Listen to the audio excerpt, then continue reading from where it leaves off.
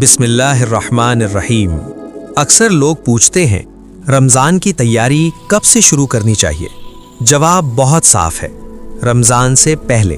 اور یہی وجہ ہے کہ اللہ تعالیٰ رمضان سے پہلے ہمیں شعبان کا مہینہ دیتے ہیں۔ شعبان اصل میں رمضان کی تیاری کا سب سے اہم مہینہ ہے، کیونکہ رمضان اچانک نہیں آتا اور نہ ہی دل اچانک بدل جاتا ہے۔ جو عادت شعبان میں نہیں بنی وہ رمضان میں بھاری لگنے لگتی ہے۔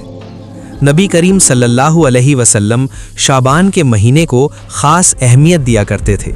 ایک حدیث پاک کا خلاصہ ہے کہ اسی مہینے بندوں کے اعمال اللہ تعالیٰ کے سامنے پیش کیے جاتے ہیں، اس لیے شعبان اپنے اعمال دیکھنے کا مہینہ ہے۔ کہاں نماز میں کمی رہ گئی، کہاں زبان پھسل گئی اور کہاں دل دنیا میں الجھ گیا۔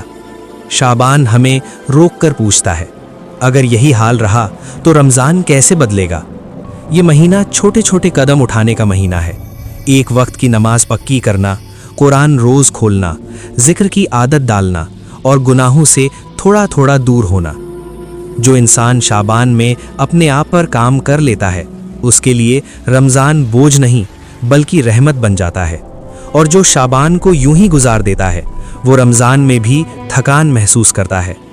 اگر آج آپ یہ باتیں سن رہے ہیں تو یہ سمجھ لیجئے اللہ تعالیٰ آپ کو پہلے سے رمضان کے لیے تیار کر رہے ہیں۔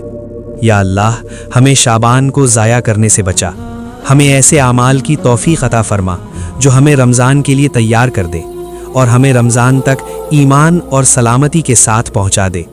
آمین یا رب العالمین۔ بسم اللہ۔